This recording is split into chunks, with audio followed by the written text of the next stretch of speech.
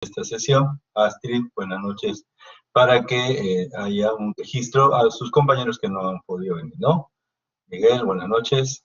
Buenas noches a todos, señores. Bien, esta sesión corresponde ya a un nuevo tema. Estamos en la unidad número... Sí, dígame, María Fernanda. Profe, buenas noches. Disculpe por interrumpirlo. Mi compañera le envió un mensaje, un correo, perdón, porque nosotros temprano ya habíamos subido nuestro trabajo, como están en las indicaciones del primer avance. Un Ya. archivo en Word del informe y el archivo DWG del CAT, pero ahora en el grupo están diciendo que tenemos que pasar todo en PDF, tanto el informe en PDF como los planos y los perfiles de planta y el perfil en PDF también, pero eso no estaban en las indicaciones. Sí, es cierto, no estaban las indicaciones, pero también lo comentamos en clase, ¿sí? Si usted revisa las grabaciones, les indiqué claramente que lo recomendable, dice allí todavía DWG, esta información data de base cuando hacíamos clases presenciales, ¿no? En este caso lo estamos sugiriendo para que se cambie a PDF. Si lo envían en otra versión, o sea, en DWG, no hay problema. Yo lo voy a cambiar a PDF para poder realizar las, llamémosles así, las recomendaciones, ¿ya? No hay problema, no. Sí, Eso porque le hemos enviado temprano, está profesor. bien, no hay problema. Eso no anula el trabajo de ninguna manera, solo es el formato. Lo ideal es que, bueno, hayan estado atentos a las indicaciones que hemos dado en clase, pero si no es así, tampoco voy a decir, anulado el trabajo, 0 puntos. No, de ninguna manera, no es la idea, ¿ya? Ya, profesor, mil disculpas del caso. Muchas No gracias. se preocupe, no se preocupe. Sí, leí hace poco el correo porque estaba trabajando en otras cosas, los exámenes, ¿cierto? Es decir, ustedes saben que ya tenemos fecha, ¿no? ¿Han visto su rol? ¿Saben cuándo les toca el examen de concreto? Correcto, muy bien, Cristina. Así es, el lunes entonces de 8 de la mañana a 11, el lunes 10 de mayo ya tiene programado su examen, ¿ya? Así que nos vamos hacia ese objetivo. Y claro, si bien es cierto, nosotros ya hemos desarrollado todos los contenidos, de todas maneras tenemos que seguir avanzando en nuestro curso, es decir, esto no se detiene y la próxima práctica contemplará el tema que vamos a iniciar el día de hoy, ¿de acuerdo? Sin embargo, vamos a hacer la parte introductoria del nuevo capítulo y por lo menos unos 2 o 3 ejercicios, ¿no? Si es que veo todavía que hay 32 alumnos de los 45, de repente todavía están completando su trabajo, ¿no? Tienen plazo todavía hasta las 9 de la noche, ¿no? Así que solamente vamos a hacer esa primera parte para que ya dejemos este tema para la siguiente semana. Pues de todas maneras, de hecho, la próxima semana, la primera sesión, es decir, el día lunes, completaremos este tema o avanzaremos este tema, y la siguiente clase, como el día de hoy, haremos algunos ejercicios a modo de repaso, ¿no? Para que también tengamos presente cómo va a venir la estructura del examen, ¿no? Eso también lo comentaremos en la última sesión. ¿Listo? Bien. Eso es lo que vamos a hacer entonces el día de hoy, así que vamos a compartir pantalla para mostrar lo que corresponde el día de hoy, ¿ya? Bien, no sé si hay alguna otra pregunta respecto a la tarea, el envío de la primera parte, para ya no detenernos en el tema. ¿Alguna otra consulta? Sobre todo la formalidad del envío y todo esto, ¿no? Lo que sí les pediría, espero que haya sido así, que solo sea un solo trabajo, lo han enviado comprimido. Bueno, pero solamente habían 2 documentos, no sé por qué se envían comprimido. Pero si está comprimido, bueno, lo descomprimiré y los llevaré digamos, al grupo, ¿no? La idea era revisarlo en la misma plataforma, ¿no? ¿En qué parte está el link? De acuerdo, muy bien, gracias por la pregunta. Está en la misma unidad número 2, ¿de acuerdo? En la unidad número 2, los estoy mostrando en la parte inferior, ahí está, ¿no? Ahí está en la parte inferior, ¿ya? Ahí está, esto vence el día de hoy, como estamos viendo, antes de las 9 de la noche. ¿Listo? Creo que tenemos un par de preguntas más. Ok, muy bien, sí. Correcto, está en la unidad número 2. Ya lo tienen ahí, entonces para que no tengan ningún inconveniente. ¿Listo? Así es. Hablamos por eso, está bien, Joseph, de hecho hablamos en clase que lo ideal sería que lo ponga en PDF para poderlo corregir ahí mismo, ¿no? En la misma plataforma. Si es que está, digamos, comprimido, voy a tener que bajarlo, voy a tener que, digamos, descomprimirlo, ¿no? Y si no lo han transformado en PDF, lo transformo en PDF, pero ya no voy a poderle mostrar esa corrección en pantalla, ¿no? Si no, vamos a tener que hacerlo fuera, ¿no? Como ha sucedido en el caso, creo que esporádico, ¿no? O en este caso, un alumno que me ha mandado fuera del aula virtual ya tendrá que esperar para recibir la retroalimentación después, ¿ya? Pero si yo puedo corregirlo en la misma aula virtual, ustedes van a ver la corrección pertinente de inmediato, ¿ya? Eso es una ventaja, por cierto, ¿no? Sí, claro, solamente la vista en planta, ¿eh? Sí, así es la distribución en planta, ¿no? Es más, mostramos referencias del caso, le mostré un ejemplo, ¿no? No la última clase, pero la anterior sí, y espero que les haya servido de referencia. Listo. Bien, vámonos entonces al tema que nos corresponde el día de hoy, ¿no? Y vamos a entrar, bueno, como nos indica aquí, a ver, vamos a regresar un momentito, ¿cierto? Aquí, la unidad número, estamos en la unidad número, ahora en la unidad número 3, ¿está bien? Ya cambiamos, estamos en la unidad número 3. Por si acaso, el examen es hasta la unidad número 2, ¿no? Todo lo que hemos visto hasta la clase pasada, es decir, hasta lo que es, digamos, control en servicio, ¿cierto? Hasta control en servicio, ¿está bien? Los armados en una dirección, control en servicio, acero en tracción, acero en compresión, viga T, todo eso forma parte del examen parcial, ¿ya? Bien, de tal manera entonces que ahora sí estamos en la unidad número 3, ¿no? Y en la unidad número 3 hablamos específicamente del diseño de elementos en flexoconversión. ¿Qué significa esto? Pues el diseño de las columnas, ¿no? En el acero vertical. Por eso tenemos esta imagen. Si bien es cierto, aquí aparece ya digamos, los estribos, eso corresponde a lo que es el diseño por corte, ¿ya? Que finalizado el diseño por flexión, perdón, por flexocompresión, ampliaremos entonces ya en la última parte como capítulo final el diseño por corte que implica los estribos. No solamente en las columnas, sino también en las vigas. Entonces, eso será tema importante para el examen final. El examen final tiene dos preguntas muy serias, por decirlo de una manera: diseño de columnas y diseño por corte en vigas y columnas, ¿no? Así más o menos es la historia, ¿ya? Bueno, estamos todavía en el parcial, y en el parcial es todo flexión, ¿de acuerdo? Todo lo que es flexión es para el examen parcial, incluido el diseño de una losa en una dirección y condición en servicio, ¿listo? Muy bien. Entonces, el primer tema, como ustedes ven aquí, es, esto ya está en el aula habitual, así que lo pueden revisar también. En compresión y tracción hablamos de columnas cortas, ¿de acuerdo? Bien, ese es el tema que nos corresponde para el día de hoy, y eso es lo que vamos a ver a modo de introducción, ¿de acuerdo? Ahí estamos. Bien, entonces nosotros en la unidad número 3 vamos a trabajar los elementos en flexocompresión. ¿Por qué decimos que es un elemento en flexocompresión? Porque las columnas sabemos perfectamente que están cargadas axialmente. Eso desde estática, si no me equivoco, por fuerzas distribuidas, no sé si se acuerdan de ese tema, pues reconocíamos que la losa, ¿no? Siendo losa armada o losa aligerada, descarga toda su carga muerta y carga viva sobre las vigas, y las vigas lo hacen a través de las columnas hacia las zapatas, ¿no es cierto? Sin embargo, hay que considerar que no solamente es la carga axial, ¿no? Que sería de compresión, sino también la carga de flexión, que son los momentos generados no solamente respecto de las vigas, sino del efecto sísmico, ¿de acuerdo? Ya nosotros tenemos una clara idea de dónde provienen los momentos sustanciales, normalmente del efecto sísmico, con mayor fuerza que de las cargas gravitacionales.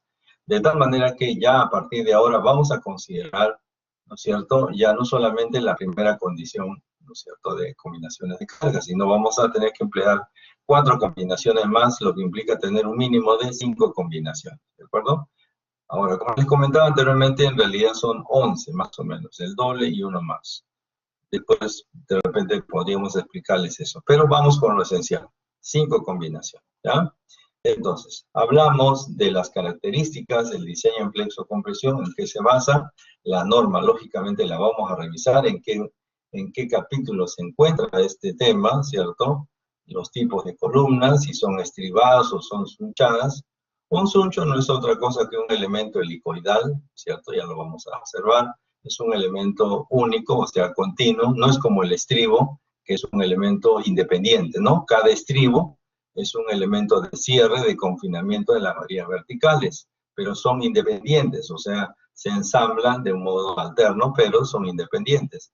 En cambio, el suncho es una sola varilla que va alrededor de la columna. Recuerde que columna en realidad es un elemento circular, ¿ya? Columna es un elemento circular. Y pilar, ¿no es cierto?, o pilastra es un elemento rectangular. Bueno, en una columna, ¿no es cierto?, que es circular, la sección es circular, entonces va forrando en forma de una espiral, ¿no es cierto?, una forma de espiral, un elemento continuo. Imagínese usted que tiene su cuaderno, ¿cierto?, y está espiralado. Exactamente igual, ¿no? Exactamente igual. Es un solo elemento. Eso es un elemento sunchado. Lógicamente, las columnas, siendo, repito, elementos circulares en su concepto original, entonces pueden utilizar estribos o pueden utilizar sunchos, ¿verdad? Ahora ustedes dirán, oiga, pero en la mayoría de los casos usamos elementos rectangulares. Sí, es cierto eso. Usted observa muchos de esos elementos y le llamamos genéricamente columnas. Sin embargo, las columnas, o sea, las secciones circulares, tienen un mejor performance, ¿ya? Mejor perfil y se redistribuyen de una manera mucho más apropiada. Es más, los sunchos se comportan mucho mejor que los estribos. Sin embargo, es cierto que un pilar, ¿no es cierto?, una columna, sección cuadrada, pues es muy difícil de asuncharla, ¿no? Entonces se colocan estribos. Si ustedes han sido un poquito observadores, si ven la línea del tren que va por toda la avenida Aviación, ¿no es cierto?, las columnas que soportan las cargas son circulares, ¿no? O sea, son columnas, y esas son sunchadas. Repito, tienen un mejor perfil, mejor comportamiento. Bien, vamos a ver cómo se desarrolla la cuantía de una columna, entendiendo la columna en términos generales, ¿de acuerdo? La capacidad a compresión de una columna corta y la capacidad a atracción de una columna corta, ¿de acuerdo? Entonces, eso es lo que vamos a ver el día de hoy, y vamos a trabajar también algunos ejercicios para entender cuál es esa capacidad a la compresión. No nos olvidemos que no solamente vamos a trabajar con el concreto, sino también con el acero que está inmerso. O sea, tenemos un material, digamos, compuesto. ¿Listo? Muy bien. Reconocemos entonces, por ejemplo, en este caso de este diagrama del momento flector, ¿no es cierto?, que tenemos estos diagramas que normalmente salen de las cargas gravitacionales, ¿no? Si nosotros disponemos en cada nivel, ¿no es cierto?, en cada nivel, la carga que viene del aligerado, la carga que es propia de la sección, al mismo tiempo, como recordábamos, el parapeto, no es otra cosa que un muro, digamos, perimétrico, ¿no?, que va encima de la viga, solamente en el borde. Entonces permite, digamos, que nadie se caiga, ¿no? Eso es una manera de interpretarlo. Bueno, en ese sentido, entonces, todas estas cargas gravitacionales que llegan a las vigas, ¿no?, en cualquier nivel, generan, ¿no es cierto?, unos diagramas de momento de esta consideración. Y ustedes observan que en el caso de las vigas ya hemos manejado ese concepto, no sería ningún inconveniente, pero también transmiten cargas a lo que significaría la columna, ¿cierto?, que es nuestro tema. Usted observa aquí que es un momento bastante pequeñito, ¿cierto?, comparado con los otros momentos de las cargas para las vigas, ¿no? Usted compare nada más aquí el momento de la parte superior de 611, ¿no? Estamos hablando de kilogramos por metro, y aquí estamos hablando de 4.000, ¿no es cierto?, 4.077, el momento negativo, y el momento positivo aquí 1.129, ¿no? Prácticamente el doble, ¿no? Y aquí mucho más. Entonces, los momentos que se generan respecto de cargas gravitacionales, me refiero a estos diagramas son de carga muerta o carga viva, ¿no es cierto? O puede ser la combinación de los dos, ¿no es cierto? Transportan a las cargas, es decir, a los momentos de las columnas, transmiten muy poco momento, ¿de acuerdo? O sea, no es significativo, por decirlo de una manera, ¿no? Sin embargo, nosotros ya habíamos encontrado, sin necesidad de demostrar, habíamos encontrado que si nosotros cargamos, ¿no es cierto?, estos dos niveles, por llamar así, con un F1 y un F2, ¿cierto?, lo que va a provocar es un diagrama de momento flector, que vamos a trabajar así de manera simbólica nada más, ¿cierto? Oh, perdón, se me fue muy arriba Ya. Nosotros vamos a reconocer que tenemos entonces un diagrama de momento flector que puede ser un poquito más grande, pero en todo caso sigue siendo, como digo, corbata Michi, ¿no? Y aquí vamos a tener esto de aquí, ¿no es cierto? Y aquí también esto de acá. Bueno, aquí el sistema está articulado, cosa que es para una estructura metálica, pero en el caso de una estructura de concreto, esto está debidamente embotrado, ¿no? Eso es lo regular. Pero en fin, lo que queremos dar a conocer es que van a generarse aquí momentos, ¿de acuerdo? Van a generarse momentos mucho más importantes, ¿está bien? Mucho más importantes. De tal modo entonces que en la columna, ¿no es cierto? Y en la viga, para ambos casos, ahora vamos a tener que considerar más combinaciones, ¿cierto? Las combinaciones número 2, por ejemplo, que decíamos, y la combinación número 3, la voy a poner en una sola, 1.25, carga muerta, más la carga viva, más menos la carga de sismo. Eso es la combinación 2 y 3. Y, un segundito, 2 y 3. Y la combinación 4 y 5, en que tendríamos 0.9, la carga muerta, más menos la carga de sismo, ¿cierto? Un momentito, por favor.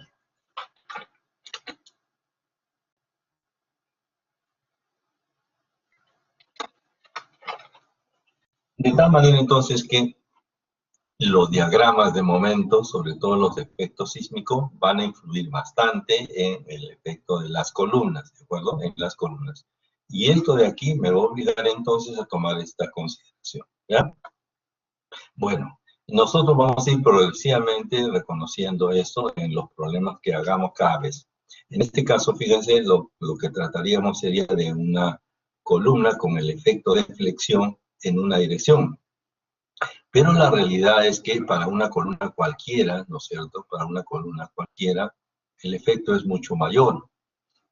¿Por qué razón? Porque nosotros tenemos, por ejemplo, los dos ejes principales. El eje normalmente, la dirección vertical, es decir, longitudinal del elemento, siempre es la dirección X. Y la dirección, esta de aquí es la dirección transversal, es Y, y está perpendicular a ambas es Z.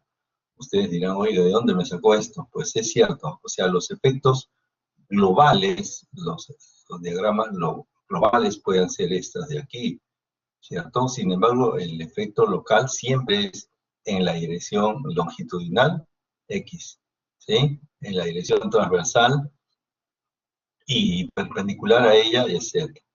Pero si usted ingresa a algún programa de cómputo, va a ver que la dirección longitudinal siempre le llama dirección 1, ¿está bien? La dirección transversal le llama 2, y la dirección perpendicular a ambos le llama 3, ¿no? Entonces, cualquiera sea el elemento, esto es 1, ¿cierto? Este sería 2, y este sería 3, y así sucesivamente, ¿ya? Entonces, lo real es esto, ¿no? Independientemente si esto es X, Y, Z, de momento veamos que lo real es que una columna, ¿no es cierto?, tiene una carga axial, ¿está bien? Tiene una carga axial, eso lo sabemos por gravedad o como quiera que queramos verlo, carga muerta, carga viva, ¿cierto? Y también, ¿por qué no?, de carga de sismo, ¿sí? Y al mismo tiempo tiene momentos, ¿no es cierto?, en la dirección y momentos en la dirección Z, ¿de acuerdo? Así. Entonces aquí tendríamos un M de I, un M de Z, ¿cierto? Y tendríamos ese efecto. Entonces, ¿qué quiere decir? Que es más complejo que esto de aquí, es decir, es mucho más complejo que el cisma en una dirección. Tiene dos momentos, o sea, dos momentos, es decir, uno en cada dirección. De tal manera, entonces, que nosotros vamos a ver esta condición biaxial para finalizar, ¿no es cierto?, el trabajo.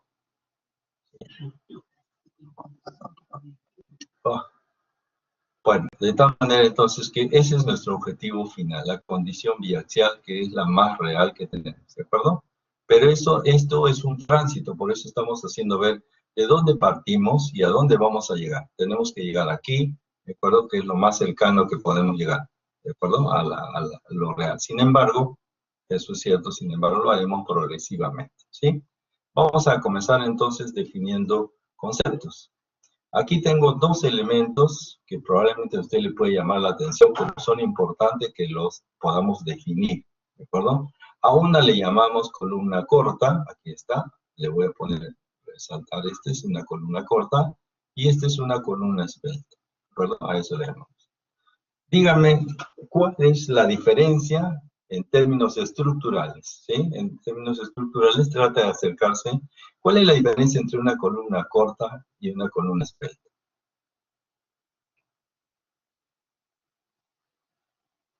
A ver, ¿quién me podría definir cuál es la diferencia entre una columna corta o una columna esbelta? O por último, podría decirle, ¿qué es una columna corta? Y ahí tiene el gráfico, ¿no? Ahí tiene el gráfico a la mano, ¿no? Y ahí tiene el gráfico de una columna esbelta.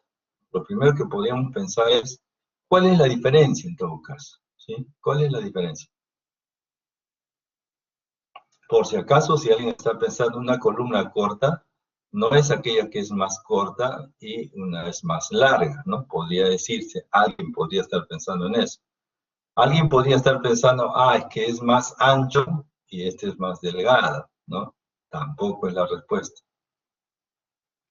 La respuesta los está mirando, está frente a ustedes y es importante que ustedes definan esos dos elementos, ¿de acuerdo? Sí, a ver, permítanme un segundo, vamos a mantener la imagen, pero veamos, ¿cuál es la diferencia? A ver, la columna corta es la mayoría que se ve en los colegios, eso ya se ha superado, gracias a Dios, ya se ha superado. Puede ser que se plantee ese problema.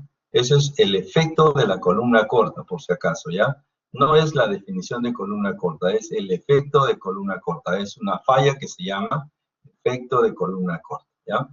La columna corta actúa en compresión y la esbelta en flexión. No. Hay algo más ahí, fíjense. Los está mirando, la respuesta está en el gráfico, ¿de acuerdo? La respuesta en el gráfico. No precisamente porque uno sea más gordo, el otro más flaco, no, hay una incidencia muy fuerte, ¿sí? Una incidencia muy fuerte. La carga axial actúa. ¿Qué es entonces, Ray Bryan? ¿Qué es una columna corta? ¿Sí? ¿Qué es una columna corta? ¿Aquella qué?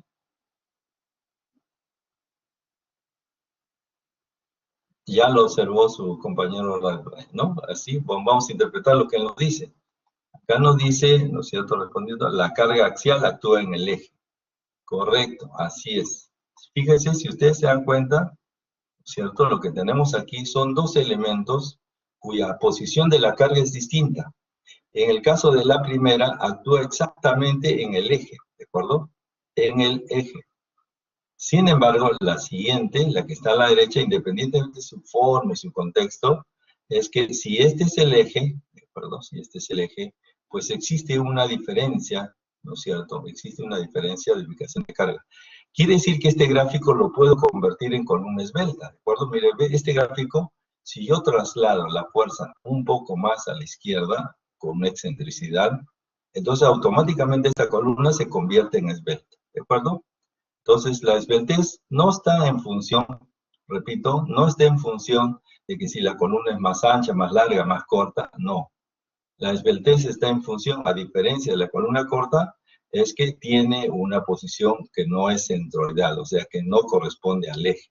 Porque también podría ser que nosotros tengamos una columna de esta manera, ¿cierto? ¿Está bien? Y aquí habría que buscar el eje centroidal, ¿estamos? Y colocar, para que sea columna corta, deberíamos colocar la carga precisamente donde está el eje centroidal. ¿De acuerdo? Entonces, todo depende, entonces, ¿qué es una columna corta? Aquella columna en la cual la carga, ¿no es cierto? La carga está colocada en el eje. Si nosotros tenemos la carga colocada en el eje, entonces el momento que provocamos, el momento que se provoca es nulo. ¿Por qué? Porque si, digamos, la excentricidad es cero, entonces el momento, que es P por E, es cero. ¿Está bien? Entonces, otra manera de hacer reconocer ¿qué cosa es una columna corta? Una columna corta es aquella que tiene el momento nulo. ¿Está bien? Sin embargo, fíjense, aquí tenemos dos efectos, ¿de acuerdo? Y aquí viene el detalle cuando veamos más adelante columnas esbeltas, ¿de acuerdo? Cuando veamos columnas esbeltas, lo primero que vamos a reconocer es que si yo tengo una columna cualquiera, ¿cierto? ¿Sí? Entonces, si este es mi eje y la carga va a estar aplicada a una distancia de esta columna ya es esbelta, ¿de acuerdo? Esta columna ya es esbelta. Sin embargo, ese es el punto de partida del análisis. Sin embargo, nosotros tenemos que ver si esta columna, aparte de tener esta excentricidad, tiene una deformación adicional. Cuando tiene una deformación adicional, como suele suceder en una columna bastante delgada, eso también es cierto, entonces va a añadirse lo que llamamos el efecto P delta. El efecto P delta. Y este efecto P delta es el análisis de segundo orden. Muy bien, análisis de segundo orden. ¿Cuál es el análisis de primer orden? ¿Cuál es el análisis de primer orden? Pues simplemente son las combinaciones. ¿Y a qué nos estamos refiriendo con que el análisis de primer orden o el segundo orden? Nos estamos refiriendo con la carga última, ¿cierto? La carga última, ¿cierto? La carga última para el análisis de primer orden será todas las combinaciones, pues la mayor. Y cuando yo tenga el P último con el análisis de segundo orden, pues será con el efecto P delta, ¿de acuerdo? Así. Ya, entonces nosotros, repito, vamos a tener dos consideraciones porque no se olviden que el principio de resistencia es muy simple, ¿no? ¿Qué dijimos del principio de resistencia? Que phi por P sub n, en este caso, esto va a ser mayor o igual a P sub u. ¿Estamos? Este es el principio por resistencia. O sea, esto no lo cambia nadie porque el punto de partida es esta generalidad, ¿cierto? Esta generalidad. En el caso específico de la carga axial, ¿cierto? Y también del momento flector, o sea, flexo-compresión, lo que vamos a tener como punto de partida es que phi, por la capacidad nominal de la sección disminuida o minorada por phi, tiene que ser mayor o igual que la carga última aplicada, por análisis de primer orden o por análisis de segundo orden, ¿de acuerdo? ¿Y dónde se da esta consideración del análisis de segundo orden? Cuando tenemos un efecto adicional al de la carga, tenemos un efecto de deformación interna, ¿de acuerdo? Entonces, el efecto P delta es el efecto adicional de la deformación interna. Que al considerar este efecto adicional, pues estamos guardándonos, como se dice, o sea, nos estamos poniendo a buen recaudo, por eso ampliamos un poco más y consideramos que la barra, la columna en este caso, se deforma y eso se llama análisis de segundo orden. ¿Listo? Muy bien. Entonces, espero que si tenemos alguna inquietud, por favor, este es el momento para aclararlo, porque esta es una pregunta conceptual, ¿ya? Esta es una pregunta conceptual y es importante definir. En esta clase, es decir, el día de hoy, hasta probablemente, no sé, pues la próxima clase, una clase más por lo menos, solo vamos a ver esto, ¿sí? Solo vamos a ver esto. Y después del parcial, vamos a ver esto de aquí, ¿sí? Eso va a suceder, ¿ya? Eso va a suceder.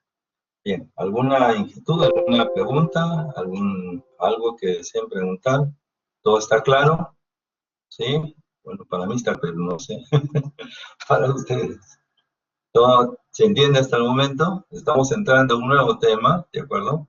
Y es importante que vayamos avanzando paso a paso, ¿sí? Paso a paso, y que ustedes pues estén captando la idea, ¿ya? No nos olvidemos que, fíjense, al final, ¿no es cierto? Al final me refiero yo al momento que hagamos la sustentación del trabajo final, van a haber preguntas teóricas, ¿no? Y estas preguntas son clásicas.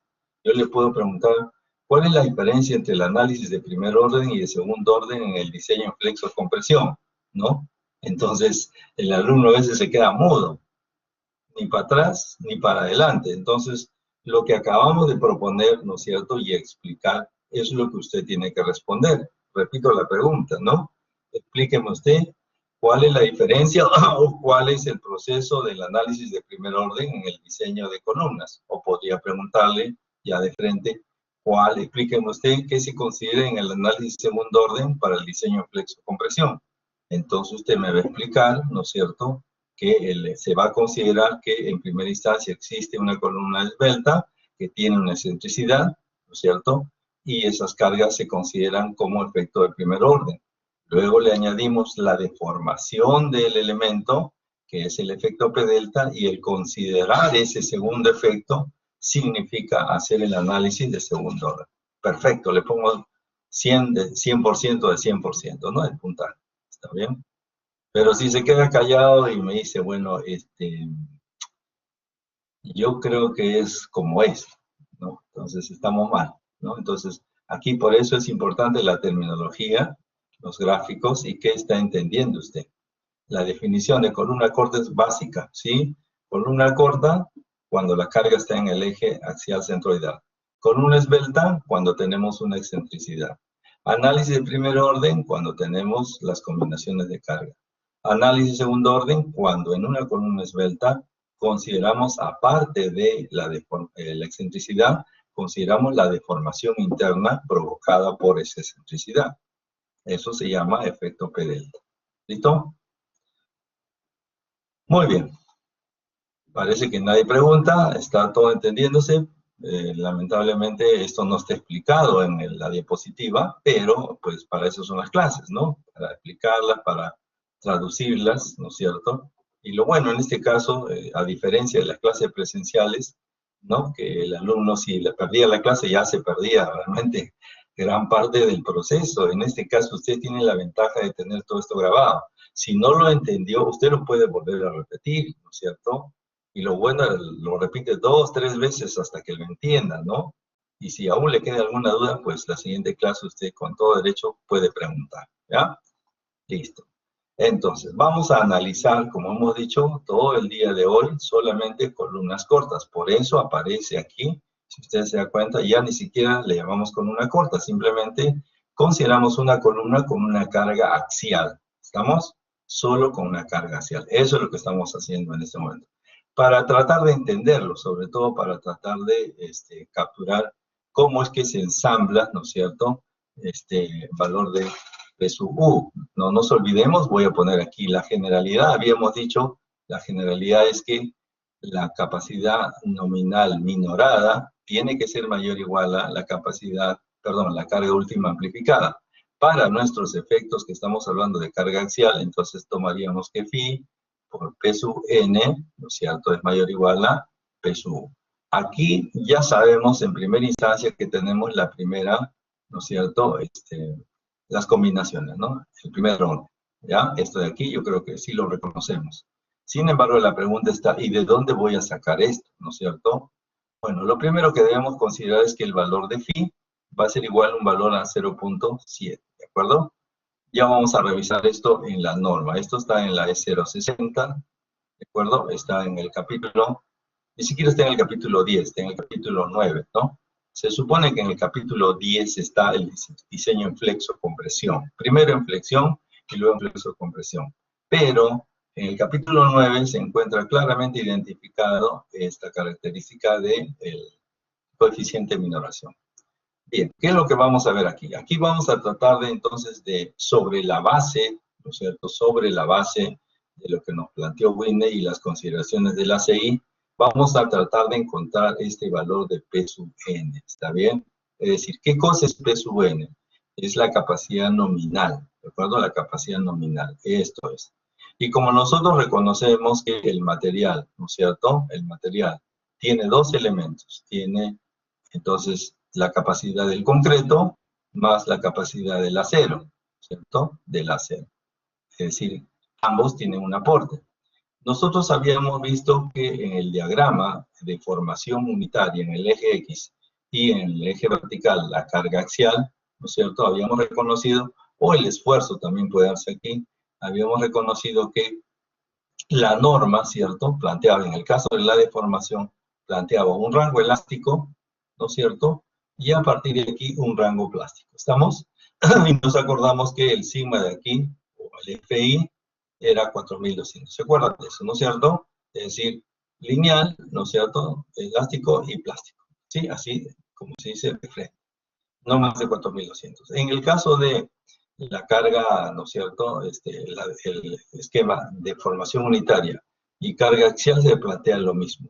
Y esta altura de aquí, esta altura, representa pues el esfuerzo, ¿no es cierto? Aquí habíamos dicho por similitud, pero yo no necesito el FI, yo necesito el P, ¿no es cierto? El P de quién? Del acero, vamos a poner así, ¿ya? Entonces, ¿qué podemos decir? Que el esfuerzo no es otra cosa que fuerza sobre área, ¿de acuerdo? Así. Y reconocíamos que para el caso, eso sí reconocemos que para el caso del acero, el esfuerzo es el FI, ¿no es cierto?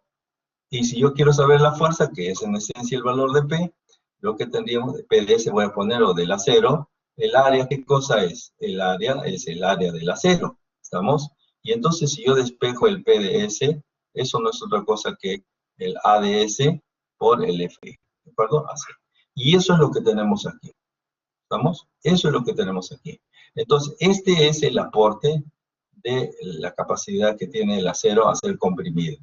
Claro, usted dirá, pero oiga, ¿cómo se va a comprimir el acero si se va a doblar? ¿No? No puede ser, el acero está dentro del concreto, está debidamente confinado. ¿Está bien? Muy bien. Esto es entonces la capacidad del acero. Y veamos qué pasa con el concreto. Bueno, en el caso del concreto, usted recuerde, voy a traerlo por aquí, por donde lo pongo, Wiener lo voy a traer por acá. ¿Se acuerdan? La zona comprimida, Wiener planteaba lo siguiente, que tenía esta altura, ¿cierto? Que era el valor de A. Estamos hablando de flexión, ¿cierto? Y esta altura era A, que no es otra cosa que A es igual a C por beta 1, ¿cierto? Pero esta zona de aquí representaba el 0.85 del F'. Y el fondo, o sea, el fondo de aquí representaba el ancho de la viga, ¿cierto? De tal manera que la compresión, por llamarla así, la compresión, no es otra cosa que el volumen de este elemento, ¿está bien? El volumen de este elemento, ¿de acuerdo? Así. Entonces, ¿qué es la compresión? El volumen, ¿de acuerdo? El volumen de este elemento. Muy bien, eso mismo vamos a tratar de entender aquí. Le voy a dar profundidad entonces a este elemento, ¿sí? Le voy a dar profundidad y le vamos a agregar entonces la carga, ¿de acuerdo? Le vamos a agregar la carga, es decir, una altura de carga, ¿no es cierto? Sí. Y que naturalmente representa este modelo, ¿de acuerdo? ¿Y cuál es esta altura de compresión? A ver, ustedes me pueden decir, ¿cuál es esa altura de compresión? De acuerdo a Whitney, ¿cuál es esa altura de la compresión que estoy marcando aquí? ¿Sí? Esta de aquí es lo que quiero que me indique. ¿Cuál es esa altura de compresión?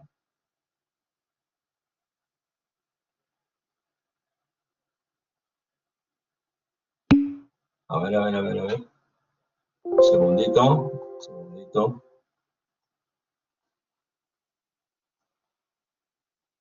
¿El valor de A? No. A ver, fíjese, ahí está la respuesta. La respuesta está aquí. He hecho el análisis de Whitney porque este de aquí es lo que me ayuda, ¿no es cierto? Solamente él me puede ayudar, no hay otra manera. A ver, me dice, creo que otra respuesta. A, no. A ver, fíjese. 0, correcto, Aarón. 0.85 F'C. Claro que sí, mire, vamos a analizar, ¿de acuerdo? Vamos a analizar para que usted se dé cuenta lo que está sucediendo. Observe usted. Aquí nosotros dije que esto era la compresión, ¿de acuerdo? Fíjense la dirección, ¿ah? Fíjense la dirección, es decir, en ese sentido, ¿cierto? Aplicado, bueno, donde quiere usted, centro de gravedad. Esto es A por B, es la altura y el ancho, es cierto, pero de la superficie. Es decir, aquí yo tengo una superficie de aplicación, pero la altura de esta compresión, esta altura de compresión es 0.85 F'C. Quiere decir que esta altura es 0.85 del F'C. Eso es esta altura. Ahora, si usted quiere, para entenderlo mejor, gire su cabecita a la derecha y vuelva a mirar el gráfico. ¿Sí? Repito, gire su cabecita a la derecha y póngale una línea aquí, y aquí va a tener la tensión, ¿no es cierto? Si está girando su cabeza a la derecha, ahora compare usted con lo que está pasando aquí. No es lo mismo, ¿sí? No es lo mismo. ¿Estamos? De tal manera entonces que esta altura de color celeste representa el F'C, ¿no es cierto? 0.85, perdón, F'C. ¿Y qué cosa es este ancho? Porque yo necesito el volumen. Recuerde que la compresión, aquí lo puse, la compresión no es otra cosa que el volumen. Entonces, si yo quiero la compresión de aquí, ¿cierto? Quiero la compresión, yo necesito el volumen. ¿Y cómo es el volumen? No es área de la base por la altura. Entonces voy a calcular aquí. El PDC es el volumen. Y el volumen es el área, ¿no es cierto?, de la base por la altura. Y el PDC, entonces, no es otra cosa que el área de la base. ¿Qué cosa es el área de la base? Pues no es otra cosa que el área del concreto, ¿cierto? El área geométrica, ¿sí? Por la altura de la base, que representaría 0.85 del F'C, ¿no? Podríamos decir que ese es esto de aquí, pero aquí lo tengo. Fíjense, aquí está la altura, esta altura de aquí hasta acá, ¿no es cierto? ¿Representa qué cosa? Pues esta es la altura, aquí lo tengo, correcto. Y tengo el área de la base, pero ojo, aquí tenemos que quitarle el área del acero. ¿Por qué? Porque yo necesito el área neta, ¿no es cierto? Usted recuerda que si yo tengo aquí el acero, ¿está bien? Tengo el acero aquí. Y si yo le retiro esas 4 varillas, pues tengo que quitarle a la área neta. Por lo tanto, el aporte del concreto no es otra cosa que 0.85 del F'C, ¿no es cierto? Multiplicado por el área geométrica menos el área del acero que corresponde. ¿Sí? Finalmente, entonces ya puedo decir, vamos a ponerlo en otro color para que se note mejor, ¿cierto? Que el P sub n, ¿no es cierto? El P sub n no es otra cosa que ¿qué? La suma de los dos, o sea, esto estoy buscando, ¿cierto? La suma de los dos, ¿está bien? Entonces tendríamos aquí primero el concreto, este de aquí, que tendría que ser 0.85, ¿no es cierto? Del F'C, el área geométrica menos el área del acero, y a esto tengo que agregarle ¿qué cosa? Pues el aporte del acero, y el aporte del acero lo tengo aquí, o sea, el Fi, vamos a ponerlo en este orden, por el área del acero, ¿cierto? Aquí está. Aquí está lo que queríamos llegar, ¿de acuerdo? Muy bien, este es entonces la capacidad nominal de una sección, ¿no es cierto? De una sección de una columna, que tiene un acero y que es una carga, ¿no es cierto?, axial. ¿Listo? Claro, repito, esto es como columna corta. No estoy analizando todavía lo real que es una columna esbelta. Estamos analizando solamente una columna corta. ¿Qué es una columna corta? Cuya carga es axial. Listo. Entonces, si yo quisiera convertirla o compararla, ¿no es cierto?, a este nivel, porque eso es el objetivo final, ¿cierto?, ¿qué necesito? Pues este valor de aquí, multiplicarlo por P sub n, ¿no es cierto?, y ya tendría ya la comparación con P sub. ¿Listo? Así. Muy bien, señores. Entonces, usted, si ha entendido, ¿no es cierto?, este concepto, en buena hora, porque esto es otro clásico, digamos, ejercicio teórico en la cual usted debe demostrar esta ecuación, ¿de acuerdo? Tiene que ser capaz de demostrar esa ecuación. Y fíjese que lo único que hemos hecho es recurrir a Wien. ¿Sí? Lo único que hemos hecho es recurrir a Wien, ¿está bien? Para consolidar las características de su desarrollo. Lo demás, ¿no? Lo demás, esto de aquí, lo hemos aprendido ya en las características de los materiales, y lo demás también es un concepto racional, ¿no es cierto? La composición de la carga nominal no es otra cosa que la suma de los efectos, dado que yo tengo dos aportantes, ¿no? El concreto como tal y el acero que participa, ¿no es cierto?, en el elemento, ¿no? Participa el concreto y participa el acero, ¿de acuerdo? Bien, señores, ¿alguna inquietud, alguna pregunta? Me pregunto, ¿usted será capaz de demostrar esta ecuación sin ningún inconveniente y sin dudarlo? ¿O podría explicar ante una pregunta teórica lo que es parte del proceso? ¿No hay dudas en ese sentido? Muy bien, no se preocupe, que todavía estamos comenzando esta temática, ¿cierto? Estamos comenzando esta temática, así que esto es parte de lo que debemos entender, ¿de acuerdo?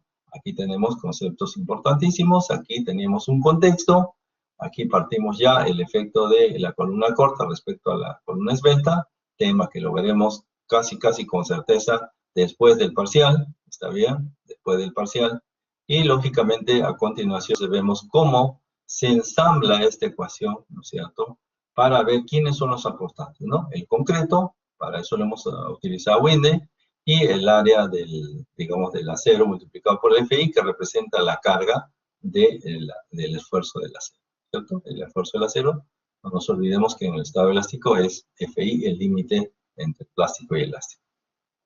Muy bien, ya tenemos este concepto, ahora entonces ya con esos dos fundamentos podemos ir a ensamblar un poquito cómo es una columna, ¿cierto? Habíamos dicho que las columnas pueden ser estribadas o pueden ser sunchadas, ¿no? Reconocemos que esto es un estribo, ¿sí? Eso es un estribo, voy a marcarlo mejor. Esto es un estribo, ¿cierto? Un elemento totalmente independiente. Y este elemento de aquí es un suncho. Se da cuenta que es un elemento continuo, es un elemento helicoidal que va subiendo, ¿no es cierto?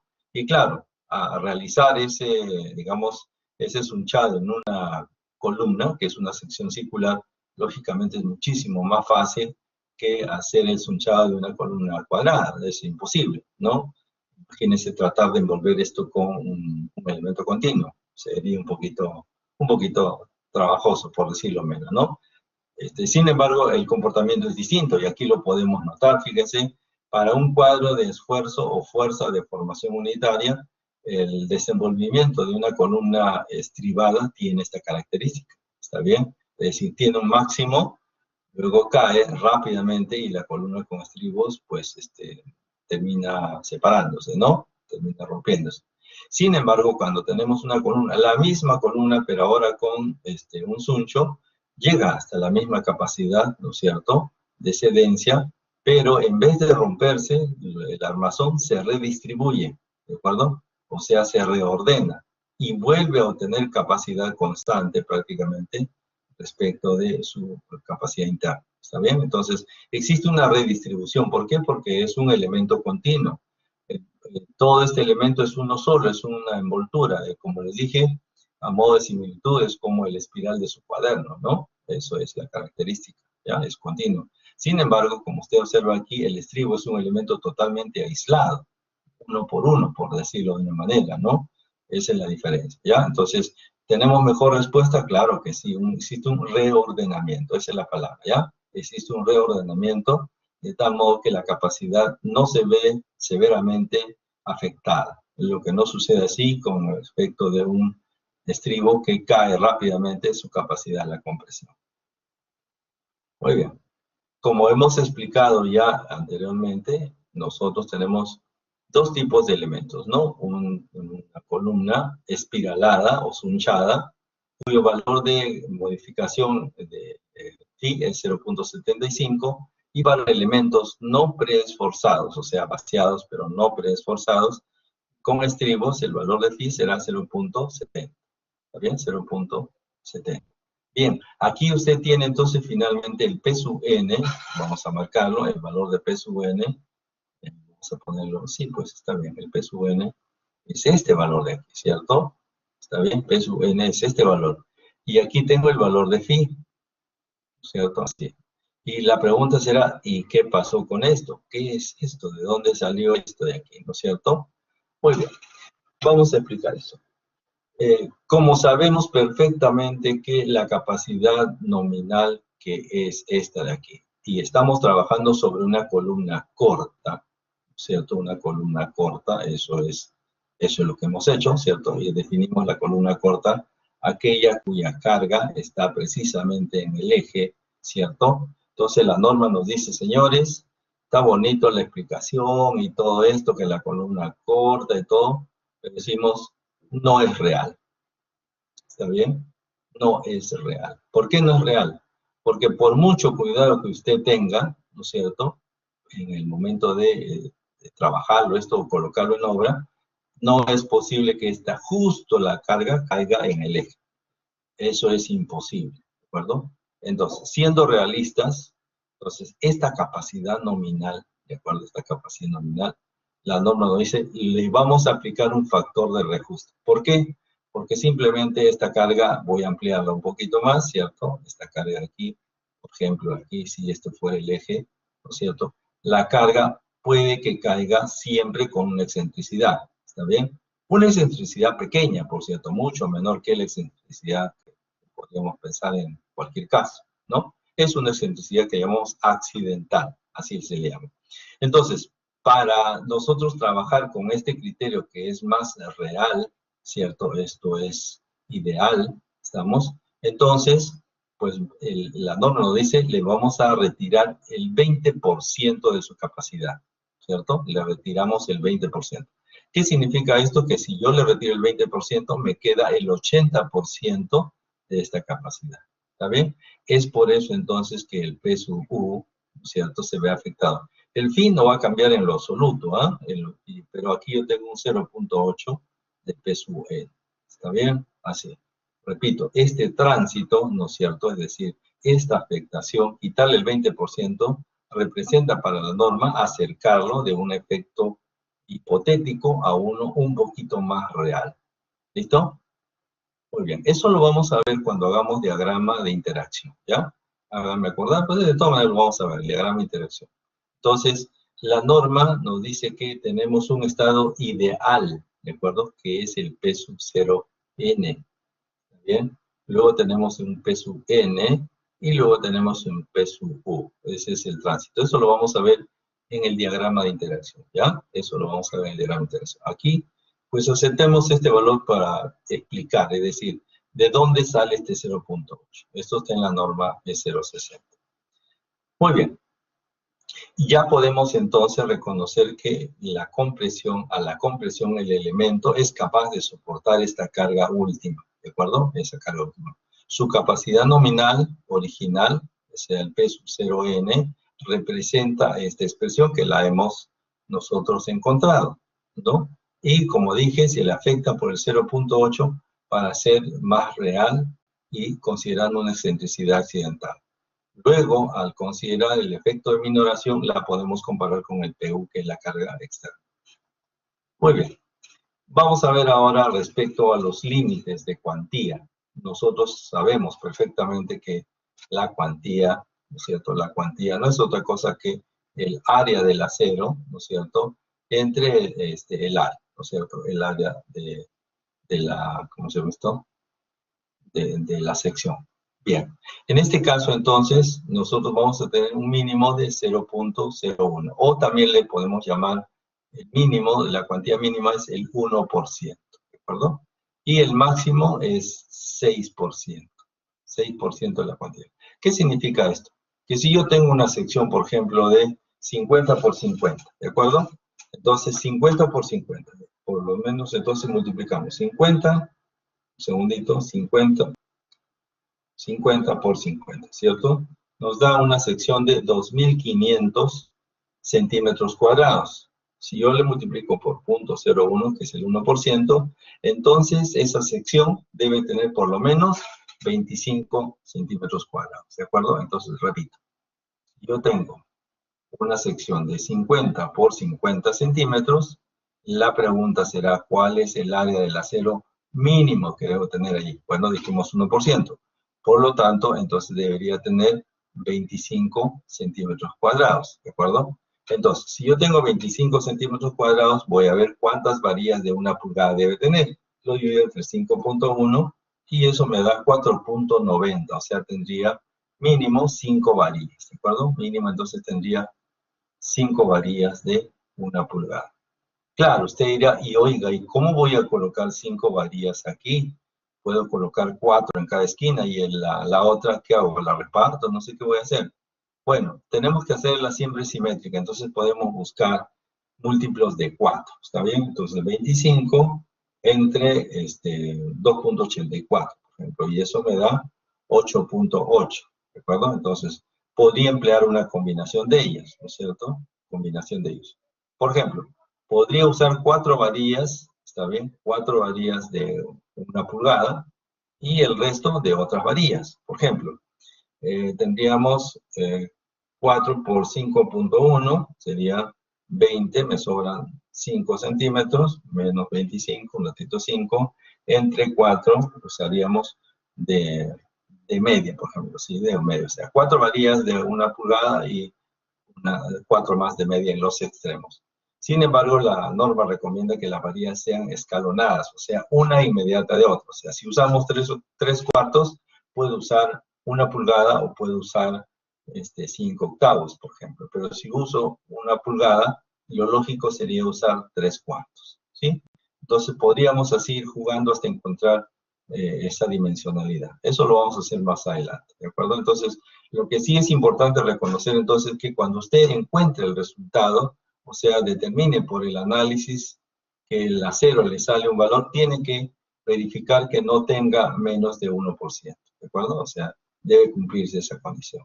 Y pues no debe pasarse del 6%. Ya ustedes comprenderán entonces que aquí tenemos un rango en el cual me impide trabajar por encima de 6%, lo cual significa que estaríamos dentro de un rango frágil, ¿no es cierto? Y este rango de aquí es dúctil, ¿de acuerdo? Sin embargo, la norma, ojo, la norma limita a un 4%, ¿de acuerdo? No es que la limita, sino que es una cuestión ya constructiva. ¿Por qué considera que el 4% debería ser el límite superior? ¿No? Venimos del 1%, ¿de acuerdo? Llegamos al 4% y podemos llegar hasta el 6%, ¿sí? Lo que sucede es lo siguiente, en la medida que nosotros vamos incrementando, ¿cierto? Tenemos más dificultad en la parte constructiva, ¿cierto? ¿Por qué? Porque hay más densidad de acero. Entonces, aquí tendríamos una alta densidad de acero, ¿está bien? Alta densidad de acero. Creo que esto lo comprenden, ¿no? Si aquí tenemos una densidad media, aquí tendríamos una alta densidad de acero. Lo cual significa entonces que si nosotros, porque la norma lo permite, ¿eh? Si nosotros sobrepasamos el orden de 4%, entonces la norma me dice, señores, un momentito, de acuerdo, no me voy a oponer, ¿no es cierto?, a que usted trabaje en este nivel, pero debe detallar. ¿Qué cosa es detallar? ¿Cómo va a colocar el acero? Detallar la colocación del acero. ¿Eso qué significa? Que usted no puede decir simplemente, ah, ya, pues póngale 12 varillas, ¿no? De media, de 5 octavos, lo que usted quiera. 12, 13, 14, en fin, 20, 50 varillas. Entonces, no se trata, ya, yo cumplo aquí, no hay ningún problema, ya cumplí, pues, ¿no? No, no, un momentito. Si usted llega a ese nivel, ¿está bien?, tiene que detallar. ¿Y qué cosa es detallar? Cómo va a colocar el acero. Es decir, le tiene que indicar al constructor cómo va a desarrollar eso, ¿ya? Entonces, no es como se dice en términos de abogados, ¿no? Papelito manda, ¿no? No, en este caso no. Tiene que detallar, ¿de acuerdo? Entonces, si este rango es así, entonces lo ideal es trabajar en este rango, ¿de acuerdo? Si usted tiene una sección al 1%, significa que está desperdiciando la sección muy grande, ¿sí? Para que necesite acero mínimo, quiere decir que la sección es muy grande, es decir, no es óptima. Y si usted está trabajando con el 4%, quiere decir que la está exigiendo en un rango bastante importante. Lo ideal, entonces, lo apropiado sería que se trabaje en un orden de 2.5%, ¿de acuerdo? En ese rango promedio. Si usted tiene un acero, ¿no?, en una sección a un 2.5%, la sección está trabajando de manera, digamos, adecuada, se comporta de un modo adecuado. Si usted llega al 4%, significa que la sección es un poco, digamos, pequeña, por llamarlo de una manera pequeña, y está haciéndose el acero de una manera superior. Y cuando usted supera este rango de 4% al 6%, significa que usted no tiene otra opción, detallar, ¿de acuerdo? No hay otra opción. ¿Cómo se va a llegar a esta circunstancia? Lo vamos a ver progresivamente, ¿de acuerdo? Muchas de las secciones que ustedes van a encontrar, por ejemplo, en su proyecto, es posible que le salga 1%, ¿de acuerdo? Es posible que le salga 1% con acero mínimo, ¿de acuerdo?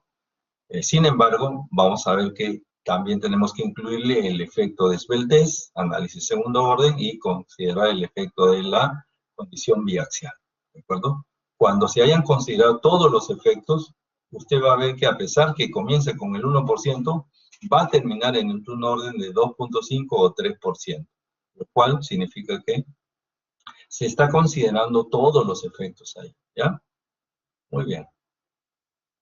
Vamos entonces, ahora sí, a completar, perdón, se salió el sistema un ratito. No sé. Vamos a completar entonces con las consideraciones ahora de barras como mínimo, ¿cierto? El número de barras mínimo para usarlas dentro de una sección que puede ser un pilar que es rectangular y una columna que es circular. Claro, estas pueden ser estribadas o pueden ser sunchadas. Entonces, el mínimo número de barras para una columna circular, estribada o rectangular tiene que ser 4. Si tenemos digamos, una columna triangular estribada, 3. Y si tenemos una columna, ¿no es cierto?, circular espiralada, serían 6 barras, ¿no? 6 barras como mínimo, ¿de acuerdo? Así. Bien, vamos entonces a completar. En el caso de, eso fue la tracción. En el caso de la compresión, perdón, lo anterior fue la compresión. En el caso de la tracción, es decir, cuando nosotros tenemos ahora, recuerden ustedes que P sub n es mayor o igual que P sub U. Eso es en la compresión, ¿de acuerdo? En la compresión. Y en el caso de la tracción, ¿no es cierto?, porque la columna puede estar también en tracción, ¿qué se debe cumplir? Que phi, ¿no es cierto?, T sub n tiene que ser mayor a la tensión última, ¿de acuerdo? Así. En el caso de la tensión, entonces, no vamos a considerar el aporte del concreto. ¿Por qué razón? Imagínese usted. Si yo tengo una columna, ¿está bien? Tengo una columna. Bien. Y entonces le voy a aplicar, ¿no es cierto?, dos cargas, TU. Pero internamente nosotros sabemos que tiene, ¿no es cierto?, las varillas, ¿cierto? Las varillas, las 4 varillas, ¿listo? Ahí tiene las 4 varillas. Ahí está, tiene las 4 varillas. Entonces, cuando usted tracciona, ¿qué es lo que va a suceder? El concreto tiene una capacidad de tracción muy baja, ¿no es cierto? Un módulo muy bajo, por lo tanto se va a fisurar. ¿Está bien? Se va a fisurar. ¿Y quién es el que va a quedar resistiendo esa tracción? Pues se va a resistir las 4 varillas, ¿cierto? Las 4 varillas son las que van a finalmente asumir esta tracción, ¿sí? Van a asumir finalmente esta tracción porque el concreto ya fue, como dicen ustedes, ¿no? Ya fue. Por lo tanto, el valor de T sub n va a considerarse entonces, si nosotros consideramos, fíjense, aquí que el esfuerzo es igual a fuerza sobre área, nuevamente, ¿cierto? Y el esfuerzo es, ¿qué cosa? El esfuerzo es FI, ¿está bien? La fuerza en este caso ya no será de compresión, será de tracción, y el área no será otra cosa que el área del acero. Por lo tanto, si yo despejo, lo que voy a tener es que la tensión no es otra cosa que el AS por el FI. Y considerando que tengo una ideal, es una tracción nominal, entonces este será el valor de la tensión o de la tracción directa. Y aquí tendremos precisamente la misma condición original. ¿Qué nos indica esto? Que la capacidad nominal en tracción minorada, ¿no es cierto?, tiene que ser mayor o igual que la capacidad, perdón, que la carga última en tracción mayorada. ¿De acuerdo? Ahora, ¿me pueden decir cuál es el valor de phi en este caso? ¿Alguien me podría decir cuál es el valor de phi en este caso? A ver. ¿Cuál sería el valor de phi?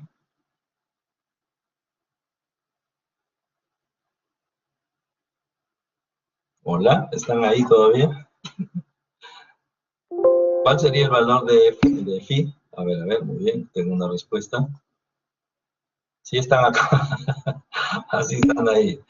Y así estamos, dice, ok, está bien, Percy, gracias. Sí, pero me refiero yo, ¿cuál sería la respuesta? ¿Cuál sería el valor de phi para ustedes aquí, en este caso? ¿Sí? 0.9 dice Miguel Alonso. Perfecto, muy bien, reaccionó correctamente, fuerte y claro. Así es. Este valor de aquí, uy, salimos de acá, vamos a regresar un segundito. segundito nada más. Este valor de phi, naturalmente, es 0.9. Así. Y entonces yo le preguntaría, ¿por qué 0.9 si estamos en flexocompresión? Y aquí habíamos dicho que es 0. ¿Dónde está? 0.9, ¿no? Perdón, 0.7, aquí está. ¿Por qué si aquí es 0.7, ahora debo aceptar que es 0.9? ¿Mm?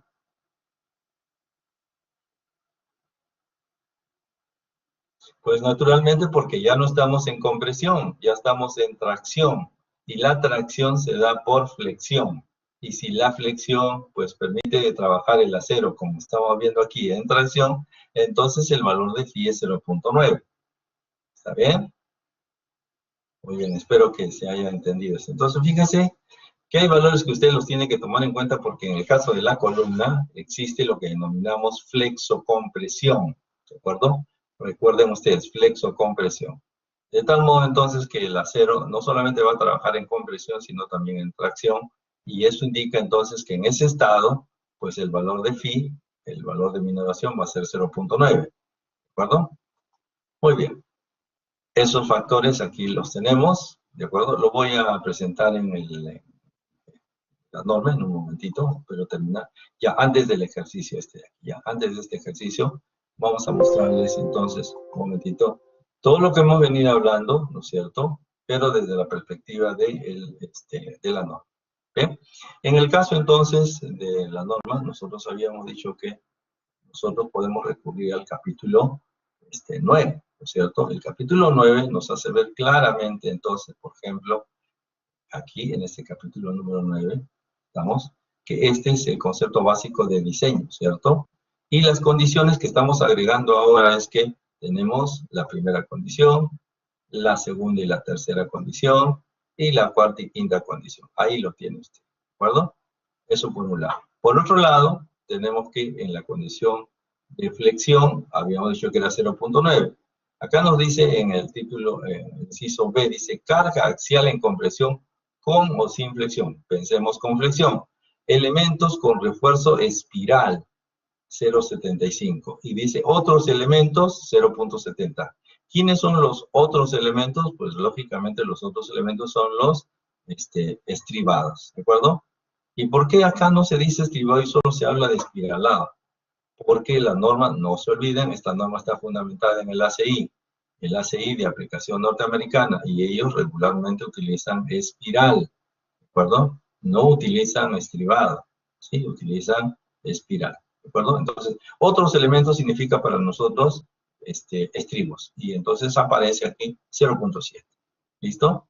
Eso por un lado. Por otro lado, también, bueno, aquí nos pasamos esto de una vez, ¿de acuerdo? Porque eso es lo único que necesitamos del capítulo número 9, y nos vamos al capítulo número 10, ¿está bien? En el capítulo número 10, vamos a observar, aquí está, el capítulo número 10, nos habla de flexión y de carga axial, ¿de acuerdo? Así. Y las primeras hipótesis de diseño lo vimos aquí, desde acá. Recuerden ustedes la deformación unitaria del concreto, en fin, todos esos valores lo hemos trabajado desde aquí. Y cuando vamos a la flexocompresión, ¿cierto? La capacidad de compresión está aquí, ¿de acuerdo? La capacidad de compresión está aquí.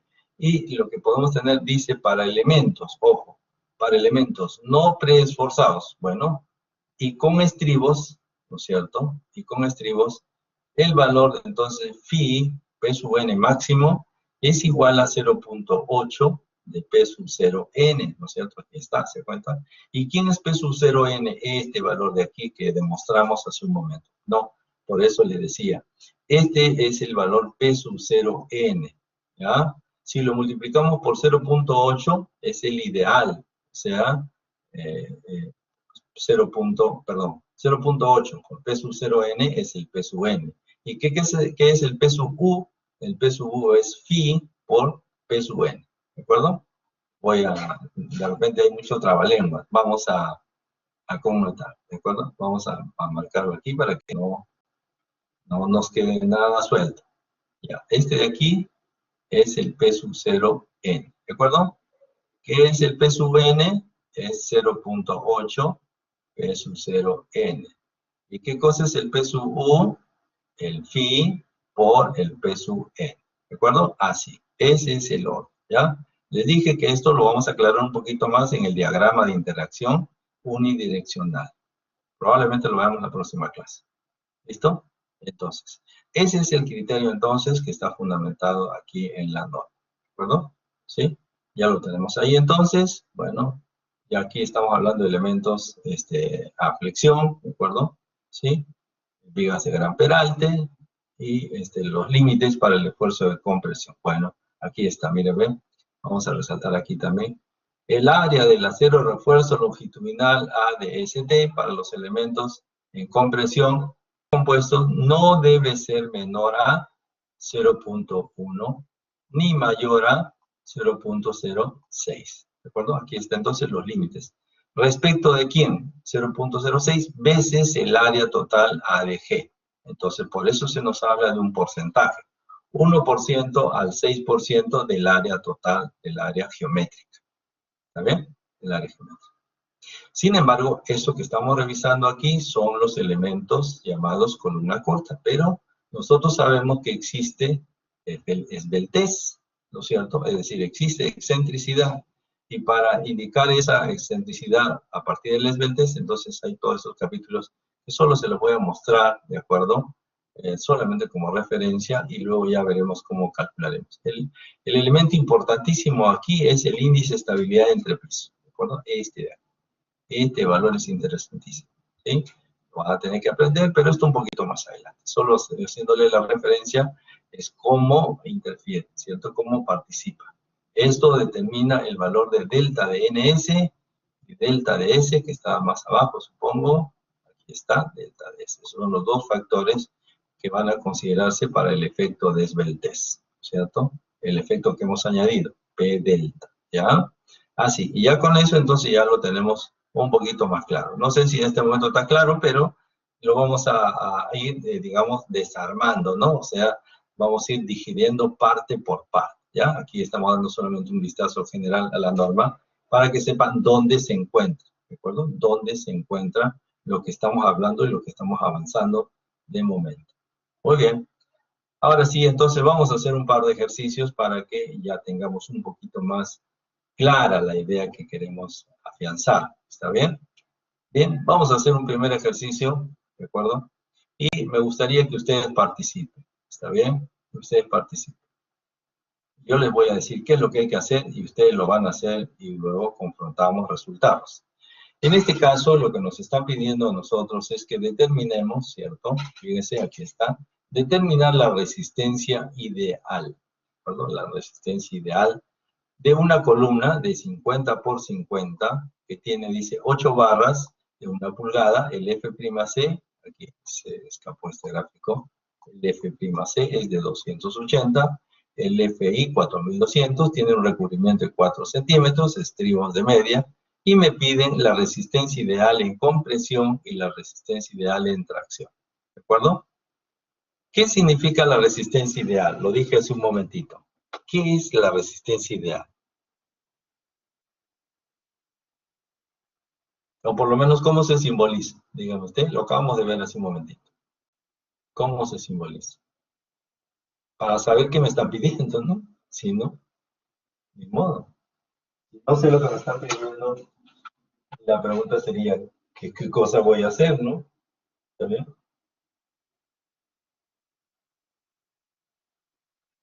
Muy bien. La resistencia ideal es el P sub 0N, ¿cierto? ¿Por qué es ideal? Porque naturalmente no es, digamos, real, ¿está bien? Ideal, repito. Entonces, esto de aquí, ¿qué cosa es? El P sub 0N, ¿sí? ¿Y qué cosa es el P sub 0N? Lo vamos a poner por aquí. El P sub 0N, ya tienen que comenzar a aprenderse esto de aquí. ¿Qué habíamos dicho? 0.85 del F'C, ¿está bien? ¿Por quién? Por el área bruta o el área geométrica, menos el área del acero, ¿estamos? Más, ¿qué cosa? El AS por el FI, ¿de acuerdo? Este es la resistencia ideal. La resistencia nominal, que es esta de aquí. ¿Y qué cosa es eso? 0.8 de P sub 0N. Y la resistencia última, phi por P sub N. ¿Está bien? Por favor, esto ya no lo voy a repetir, ¿de acuerdo? Pero tenga cuidado con la terminología. Es decir, aquí me están pidiendo entonces, ojo, el P sub 0 N de esta sección que acabamos de describir. Y en el caso de la atracción, bueno, no, la resistencia ideal y la nominal es la misma. ¿Por qué? Porque en ese sentido el acero es quien trabaja. Lo que me están pidiendo aquí es T sub N, ¿de acuerdo? Así. ¿Listo? Muy bien. A ver, ¿cuánto sale entonces la resistencia ideal en compresión y la resistencia nominal en general, o ideal, en ese caso en tracción, da lo mismo? Ustedes me dirán. A ver, les doy un par de minutos para poder realizar este ejercicio. Vamos a hacerlo, señores. A ver, agarren su calculadora y ya podemos plantear esa característica.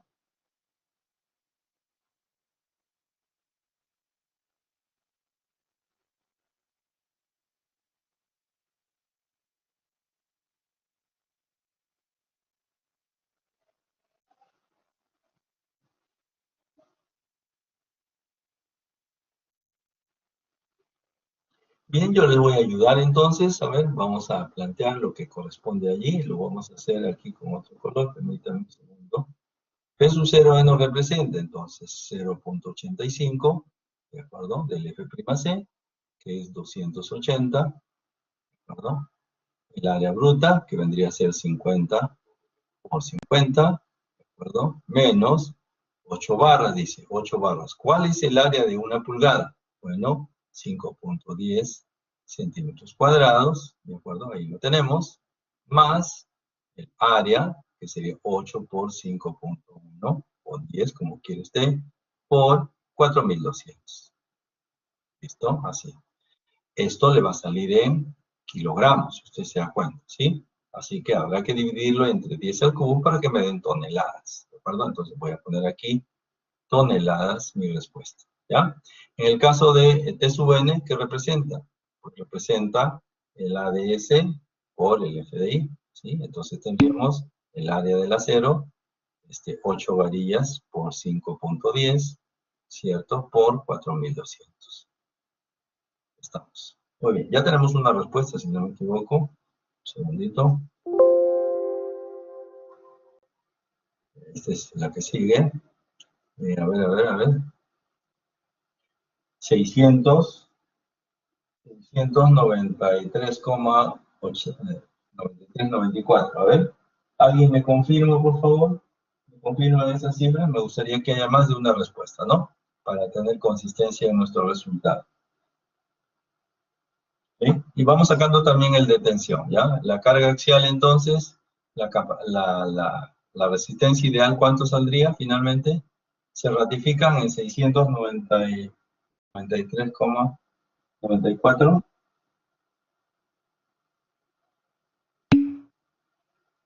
Ajá, hay otro resultado, 756,64,9.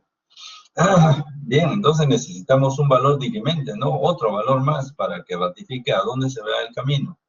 756 o 693. A ver, alguien que nos ayude. Gracias, Joseph y Mauricio. Dice 757. A ver, las otras son en toneladas. 756 es en toneladas también, supongo. Pero 7.57 toneladas, creo que ahí sí habrá que revisar. ¿Ya? Habrá que revisar. ¿Listo? A ver. 756,649. Ok, por mayoría entonces gana 756, y tanto, ¿no? Por mayoría. ¿Ya? Es cierto. Aquí tenemos entonces, a ver, vamos a colocarle entonces el valor. Estamos, aquí, repito, tendríamos 756, eso es correcto. 756, con dos decimales, ¿no? 65 toneladas, ¿de acuerdo? Muy bien. Y en el caso de la atracción, a ver, ¿cuántas toneladas representa en el caso de la atracción?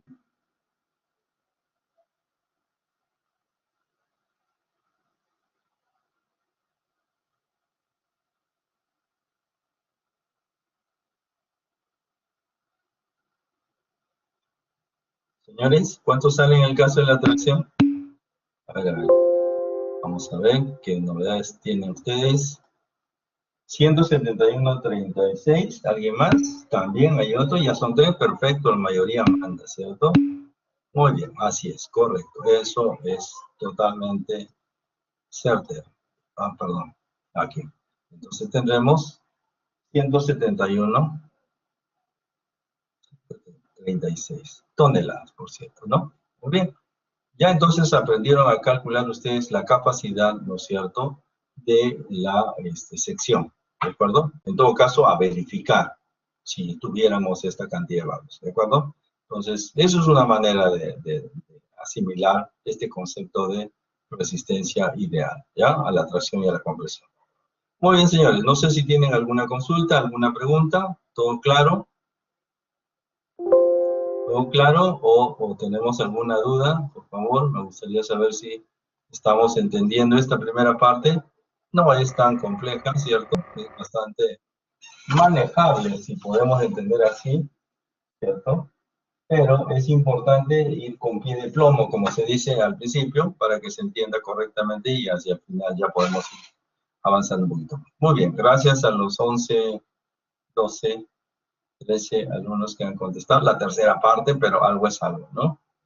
Muy bien, vamos entonces ahora a completar con un ejercicio más, ¿ya? Yo, como siempre, los voy a ayudar en el ejercicio, pero espero que ustedes lo puedan, digamos, completar. ¿Bien? Miren, acá lo que queremos es verificar, miren lo que les preguntaba, queremos verificar la siguiente columna en concreto que tiene estas características. Por un lado, tengo el F'C, el Fi, es una sección cuadrada de 30 centímetros de lado, utiliza 4 barras, ¿no es cierto?, de 3/4, y tiene una carga externa de estas características. Carga muerta, 20 toneladas, carga viva, 8 toneladas, y carga de sismo, 25 toneladas. ¿Qué significa verificar? A ver, ¿qué significa verificar para ustedes en este caso?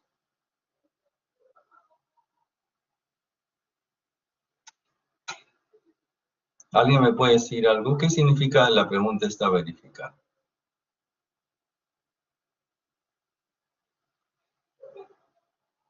Bien, lo que podemos entender entonces, ¿no? Lo que podemos entender es que una columna, ¿no es cierto? Una columna cualquiera, tiene que cumplir este requisito. ¿Está bien? Esto de aquí hemos dicho. ¿Sí? Esto hemos dicho, ¿de acuerdo? Esto hemos dicho. Y nosotros reconocemos que este lado izquierdo, ¿no es cierto?, es la capacidad nominal, ¿de acuerdo? O sea, cuando hablamos de la capacidad nominal, ¿cierto? Hablamos de la capacidad nominal, es interna, ¿no es cierto? Es interna, es la respuesta de estas características, ¿de acuerdo? ¿Y qué cosa es esto que está aquí a la derecha? Esto es la carga externa. Esto es carga, ¿no es cierto?, pero es externa. ¿Sí? Es externa. ¿Qué vamos entonces a verificar? Lo que vamos a verificar es que se cumpla esto de aquí, ¿no? Esto. Vamos a verificar que se cumpla esto de ahí, ¿de acuerdo? Entonces aquí tenemos dos efectos. Por un lado, la capacidad nominal interna y por el otro lado, el PU, ¿de acuerdo? El PU va a salir aquí de 5 combinaciones, ¿de acuerdo? Y digamos, el phi P sub n va a salir aquí de la capacidad nominal, ¿no es cierto?, multiplicada por phi, ¿de acuerdo? Bien, entonces, yo les voy a proponer aquí todas las operaciones y ustedes lo van a evaluar, ¿de acuerdo? Todas las operaciones y usted lo va a evaluar. Entonces, aquí tendríamos que phi, vamos a ponerlo así de primera instancia, phi por P sub n va a ser igual a, entonces, phi, que vendría a ser 0.7, ¿de acuerdo? Y lo que tendríamos aquí es 0.8, ¿de acuerdo? Vamos a ponerle un paréntesis para que se note claramente de dónde estamos trabajando. 0.85, el F'C, que es 210, el área, ¿no es cierto?, que representa, ¿dónde estás? El 30, ¿no? 30 al cuadrado, menos 4 barras de 284. ¿Estamos? Cerramos ese paréntesis, cerramos ese primer cochete, estamos aquí. ¿cierto? Más, aquí, esto no debe ser bastante, nos pasamos con un corchete. Un segundito. Aquí, ya está. Aquí, entonces tendremos esto de aquí más 4.200 por, ¿cuántos barras son? 4, ¿no? 4 de 284. Así. Y ahora sí, cerramos este corchete y cerramos el último corchete. Ahí está. Este es entonces el PSU, le voy a llamar PSU1, que viene de qué cosa? Viene de la capacidad nominal interna, ¿de acuerdo? Así. Ese es el resultado que usted puede comenzar a trabajar, ¿ya? Repito entonces, este es el factor de reajuste, 0.85 del F'C por el área neta, ¿no es cierto? Más el FI por el área del acero, y todo esto sumado multiplicado por 0.7. Eso por un lado. Por el otro lado, nosotros aquí tenemos varias combinaciones, las vamos a trabajar. La combinación 1 representa entonces 1.4 de 20 más 1.7 de la carga viva, que vendría a ser 8. Ahí está, aquí tengo un resultado, esto es coma. La combinación número 2 es 1.25 de 20 más 8, lo voy a dejar expresado. No, perdón, ya lo sumé mentalmente. Un segundito.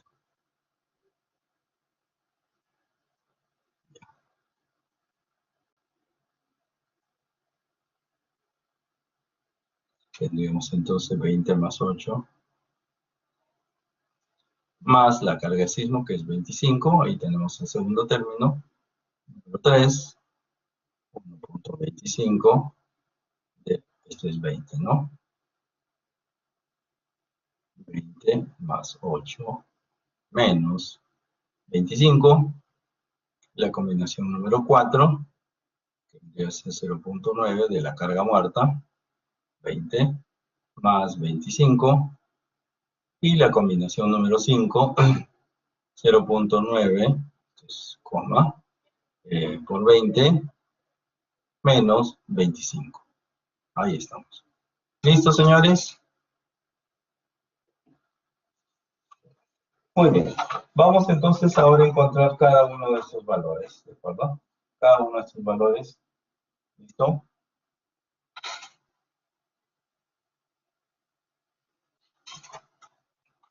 Bien, a ver si me va ayudando con la primera parte. 20 más 1.7 por 8. ¿Cuánto sale aquí? A ver, permítanme un segundo.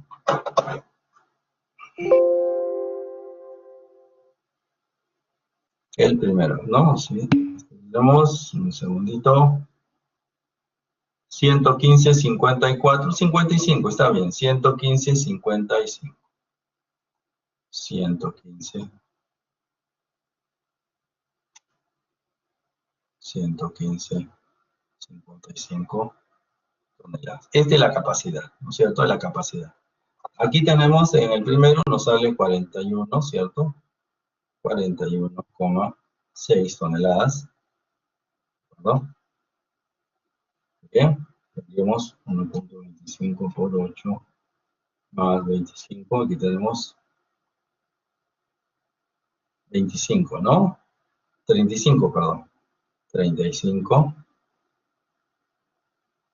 toneladas.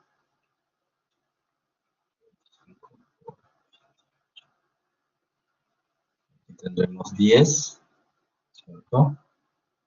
10 toneladas. Tendríamos 20 por 0.9 más 25, 43 toneladas.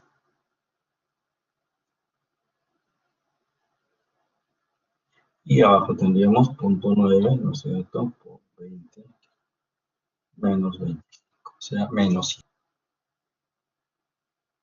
7 toneladas, ¿sí? A ver, tenemos entonces todos los resultados, o sea, o hay alguno que me puedo equivocar, ¿cierto? A ver, a ver.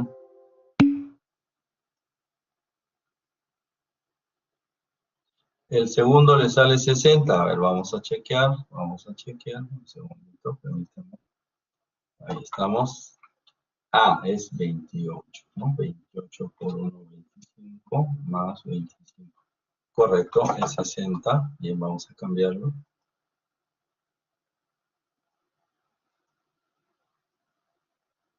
segundito,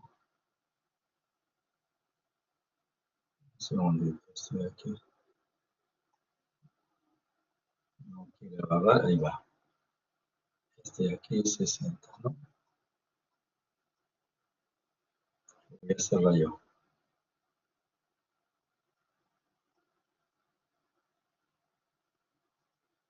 A ver, ¿cómo le corregimos?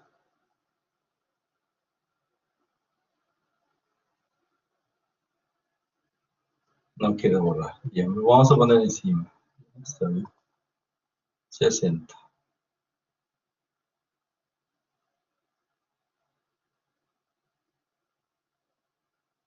Ya está, 60. Entonces, como hemos visto de aquí, sacamos el mayor, entonces el PU por aquí, que sería el PU2, ¿no es cierto? Sería 60 toneladas, ¿de acuerdo? Entonces, comparamos. ¿Qué es lo que debemos comparar? Lo que está arriba, ¿no? Que phi P sub n tiene que ser mayor que P sub. Bueno, pues obviamente 115,55 toneladas, ¿no es cierto? Es mayor o igual que 60 toneladas, que es el requerimiento. ¿Está bien? Ok, ¿qué significa esto? ¿Qué significa esto? Que la columna, ¿no es cierto?, tiene una capacidad, está bien, aquí la tenemos, una capacidad última, que es interna, por cierto, en función de su sección, de sus barras y todo esto, ¿no es cierto?, tiene una capacidad, a pesar que ha sido minorada, tiene una capacidad mayor que la carga última amplificada. ¿Se da cuenta? Eso significa, ¿ya? Y esto representa el análisis de primer orden. ¿De acuerdo? Esto representa el análisis de primer orden. ¿Listo, señores? ¿Alguna pregunta, alguna inquietud al respecto? ¿Preguntas? ¿Todo claro hasta aquí? Perfecto, muy bien. Entonces veo que muchos de ustedes están de acuerdo, ¿sí? Bien. Ahí nos vamos a quedar, ¿de acuerdo? Ahí nos vamos a quedar. Y más bien tenemos un ejercicio más para que usted lo intente en casa, ¿de acuerdo? Aquí tenemos un ejercicio más, lo vamos a mostrar, ¿de acuerdo? Este de aquí. Igual, ¿de acuerdo? Igual, ¿no? Considerar que es una columna corta, que no está sujeta a momentos vectores, y bueno, nos pide hacer un esquema, pero no hay necesidad. Sin embargo, fíjense, aquí veamos qué es lo que sucede. Tengo un F'C de 210, un FI de 4200, las secciones de 50 centímetros de lado, y en estribos, ¿no es cierto?, de 3/8 cada 10 centímetros, dice ahí. Como ustedes ven, el estribo no participa, es información de plomo ahí, ¿no?, que no participa. La carga externa, tengo carga muerta de 40 toneladas, la carga viva de 28, y ojo, la carga de sismo más o menos 25 toneladas. Recuerden ustedes que en el caso de las cargas de sismo, tenían ambas direcciones, ¿no? Si se dan cuenta, entonces esa es la razón por que aparece ahí 25 más o menos. Bien, hay una consulta, a ver, veamos, o una pregunta, un segundito. Dice, profesor, ¿es posible que salga menor que la carga externa en análisis de primer orden? Sí, es posible, eso nos llevaría a un cambio, ¿de acuerdo? De momento, normalmente vamos a encontrar que digamos, la capacidad de las columnas son muy, hablando como columna corta, la capacidad de las columnas tiene mucha capacidad, por decirlo menos, ¿no? Si usted se da cuenta, es una columna, en el caso que hemos propuesto de los ejercicios, aquí, ¿no es cierto?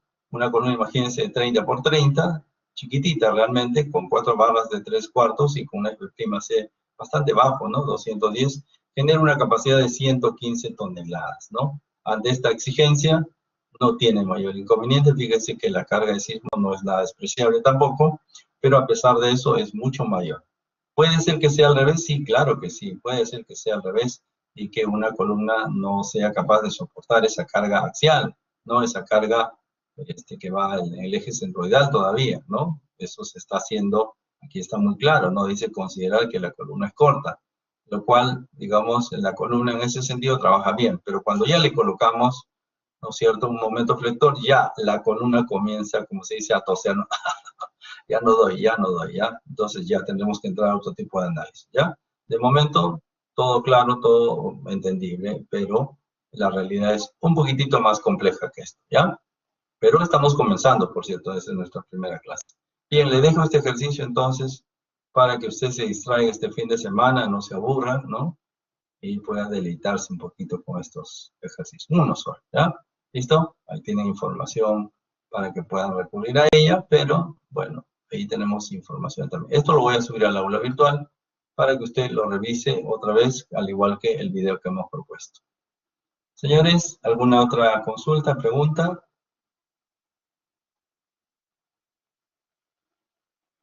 Muy bien. ¿No hay preguntas? Natalie, ¿te escuchamos? Buenas noches, profesor. Disculpe la molestia. ¿Qué tal? Sucede No. que, bueno, somos del grupo 9 y hay una compañera que necesitamos los archivos para enviar el trabajo, pero no nos contesta por ningún lado, pero está conectada en clase. ¿Cree que la pueda llamar? ¿Cómo se llama su compañera? Rosa Daniela Casaño. Rosa Daniela Corrales, disculpe. Daniela Cordales. ¿Dónde estás, Daniela? Daniela. Corrales. La única Daniela. Rosa Daniela Corrales. No, Rosa Daniela Corrales. Ah, Rosa, entonces está más abajo. A ver, un ratito. Rosa Daniela Corrales, ¿me escucha? Rosa.